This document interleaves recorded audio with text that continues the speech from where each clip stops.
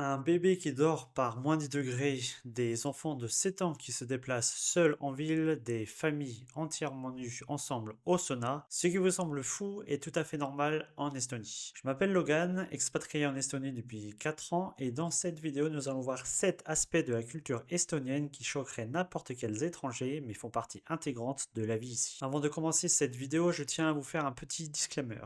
Premier point, ces observations sont des généralités. Tout le monde n'est pas comme ça, tous les Estoniens ne correspondent pas forcément à ce que je vais vous dire. Il y a plus d'1 million d'Estoniens en Estonie et à travers le monde. Donc prenez tout ceci comme une idée générale. Deuxième point, c'est simplement mon expérience en tant qu'observateur. Ces observations reflètent uniquement ce que j'ai pu constater dans ce pays au cours des 4 dernières années. Votre expérience pourrait être différente, beaucoup d'Estoniens pourraient également ne pas être d'accord avec moi, je ne partage que mon vécu personnel. Troisième et dernier point, ces traits ne sont pas exclusifs à l'Estonie. Toutes ces caractéristiques que je vais mentionner ne sont pas toujours spécifiquement liées à l'Estonie. Il y a de fortes chances que certaines d'entre elles soient également vraies pour la Finlande ou la Suède par exemple. Maintenant que ces précisions sont faites, passons aux choses sérieuses. Premier point, l'art d'éviter les conversations inutiles. En Estonie, il est tout à fait possible et normal de ne parler à personne de la journée. Par exemple, quand vous allez au supermarché, vous faites vos achats, puis vous passez à la caisse. Vous n'avez pas besoin de dire quoi que ce soit à la caissière.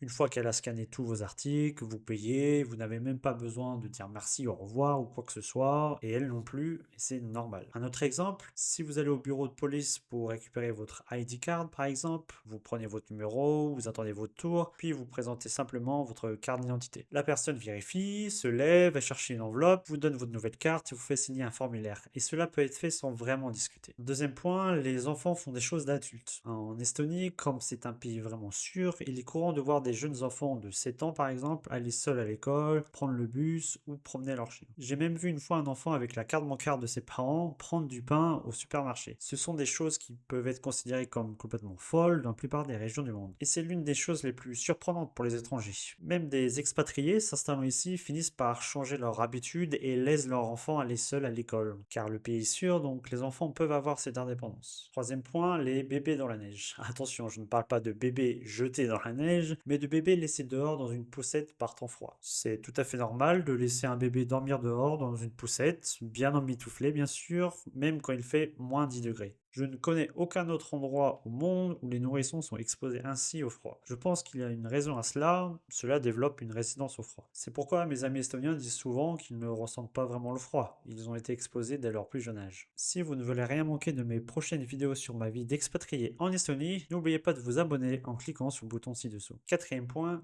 connaître tout le monde. Laissez-moi vous donner un exemple. J'étais à une soirée danse il y a quelques temps et j'ai vu qu'il y avait une nouvelle personne qui était là et que je n'avais jamais vue avant. Je n'ai pas vraiment discuté avec cette personne, mais le fait est que le week-end d'après, à une soirée d'un ami de mon coworking, j'ai vu cette même personne. Je l'ai saluée, discuté avec elle et c'est complètement normal. Cela arrive tout le temps en Estonie. Vous connaissez quelqu'un, puis vous le voyez ici et là. Il est tout à fait normal de rencontrer votre médecin de famille à un concert ou de voir des amis en centre-ville. Et c'est pareil sur Facebook. Le réseau est si dense qu'il est probable que si vous rencontrez quelqu'un qui vit en Estonie, vous aurez 5 ou 6 amis en commun. Cette communauté serrée peut avoir des petites conséquences. Vous devez faire attention à votre réputation. Ne la ternissez pas si vous voulez vivre ici. Quatrième point, les maisons de campagne. Dans de nombreuses parties du monde, posséder une maison de campagne ou un chalet d'été signifie que vous êtes riche, ou au moins de la classe moyenne supérieure. En Estonie, c'est tout à fait normal. Presque tout le monde que je connais a une maison de campagne quelque part. Je ne sais pas exactement pourquoi, mais certains amis m'ont dit que c'est parce que lorsque l'Union soviétique est partie, beaucoup de terres et de propriétés ont été distribuées. Cela signifie aussi que la génération plus âgée possède beaucoup de biens ici. C'est tout à fait normal pour une personne de classe moyenne, voire de classe moyenne inférieure, d'avoir une maison de campagne ou aller pour Yanipaev, qui est le solstice d'été,